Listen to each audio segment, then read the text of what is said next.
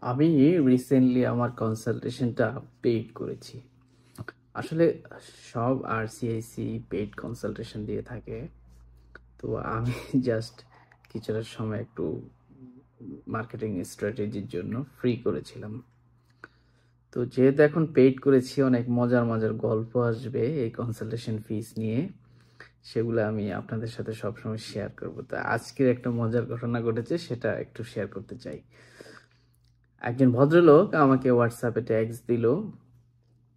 উনি কোন এজেন্টের মাধ্যমে ভিজিট ভিসার জন্য অ্যাপ্লাই করেছে এবং ওনাকে টাকা পয়সাও হয়তো দিয়েছে। এখন ওই এজেন্ট বলতেছে যে টিকিট কাটতে হবে, ভিসা হয়ে গেছে বা এরকম কিছু, টিকিট কাটতে হবে ওনার কানাডা যাওয়ার জন্য। তো উনি এখন আমার কাছে জানতে চাচ্ছে যে আমাকে টিকিট কাটতে বলছে, তো এখন আমি কি করব। তো আমি ওনাকে বললাম আমার সাথে একটা সেশন বুক দেন, আমি বিষয়গুলো আপনাকে বুঝায় বলবো। তো উনি হয়তো বিষয়টা পজিটিভলি নেয়নি। উনি ভাবতেছে জাস্ট একটা প্রশ্নের জন্য আমি কেন ওনাকে 5,000 টাকা দিব। আমার কনসালটেশন ফিস যেহেতু 5,000 টাকা 20 মিনিটের জন্য। তো আসলে উনি এই বিষয়ে কতটা অজ্ঞ যে উনি জানে না টিকিট কখন কাটতে হয়। হ্যাঁ, আর এজেন্ট ওনার কাছে টিকিট চাচ্ছে, টিকিটের টাকা চাচ্ছে। একটা টিকিটের মূল্য এখন বর্তমানে কানাডাতে রিটার্ন টিকিট যাওয়া আসা প্রায় আনুমানিক 2 লাখ বা তার উপরে, আনলেস সামটাইম যদি আর একটু কমে পাওয়া যায়। তো ওই এজেন্ট ওনার কাছে এই সমপরিমাণ টাকাটা চাচ্ছে এবং উনি দিতেও খুব ইচ্ছুক, আমি যতটুকু বুঝলাম। জাস্ট আমার কাছ থেকে কনফার্মেশন চাচ্ছে যে আমি ওনাকে যদি হ্যাঁ বলি হয়তো উনি দিয়ে দিবে। এমনিতেও দিবে, লোকগুলো এমনিতে দিয়ে দেয়, কারণ ওনারা খুবই অজ্ঞ। তো আমি যে বিষয়টা, আমি চাইলে অ্যান্সারটা দিয়ে দিতে পারতাম যে আসলে টিকিট কখন কাটতে হবে, আমি চাইলে অ্যান্সারটা দিয়ে দিতে পারতাম। It's very easy to answer and it doesn't take much time. But আমি যেটা চেয়েছিলাম, আমি চেয়েছিলাম ওনাকে বিস্তারিত সম্পূর্ণ বিষয়টা বোঝাতে, যাতে করে উনি এই বিষয়ে জানতে পারে কিভাবে প্রসেসগুলো কাজ করে, কখন টিকিট কাটতে হয়, কেন টিকিট কাটতে হয়, ফুল প্রক্রিয়াটা আমি ওনাকে বোঝাতাম আর কি, যদি উনি আমার সাথে সেশন একটা বুক করতো। তো উনি দিল না, উনি ভাবতেছে ইটস ভেরি এক্সপেন্সিভ। আমার সাথে 5,000 টাকা দিয়ে কথা বলা খুবই expensive, West of money for him. But উনি এখন কি করবে জানেন? মোস্ট লাইকলি আমার এক্সপিরিয়েন্স থেকে যতটুকু শিখেছি, উনি এখন ঠিকই ওই এজেন্টকে 2-2.5 লাখ 3 লাখ টাকা দিবে, টিকিটের জন্য দিয়ে দিবে। হ্যাঁ, এজেন্টগুলা খুব মিথ্যা মধুর মধুর কথা বানিয়ে বলে, ভিসার সাথে খবর নাই বলে ভিসা হয়ে গেছে ইত্যাদি ইত্যাদি, অনেক কিছুই বলে এদেরকে। তো এই লোকগুলো আসলে কতটা অজ্ঞ বা এই বিষয়ে কতটা জ্ঞানহীন, দেখেন সে জানি না কখন টিকিট কাটতে হবে। তো আমার উদ্দেশ্যটা ছিল ওনাকে ফুল প্রক্রিয়াটা তো বুঝিয়ে বলা, যাতে করে উনি ক্ষতিগ্রস্ত না হয়। উনি যার পাল্লায় পড়েছে, যে এজেন্ট বা দালালের পাল্লায় পড়েছে, ওই দালাল তো ওনাকে নিঃস্ব করে ছাড়বে, মানে যত লাখ টাকা নিতে পারে। এমনও আমি শুনেছি ভিসা টিসার সাথে খবর নাই, ফেক ভিসা স্টিকার পাসপোর্টে লাগিয়ে 12 লাখ 15 লাখ 20 লাখ টাকা পর্যন্ত নিয়েছে। তারাও আমার সাথে যোগাযোগ করেছে। তো এই পর্যন্ত আমি গত 1 বছর অনেক ফ্রি সার্ভিস দিয়েছি, মানুষের অনেক উপকার করেছি। বাট সবকিছুরই একটা লিমিটেশন থাকা উচিত। আমার কিছু সীমাবদ্ধতা আছে। বিষয়গুলো আসলে ছোট ছোট মনে হলেও বিষয়গুলো কিন্তু অনেক ইম্পর্টেন্ট। আমার সাথে হয়তো আপনি একটা 5,000 টাকা খরচ করে আপনার জীবনের অনেক বড় ক্ষতি থেকে বেঁচে যেতে পারবেন।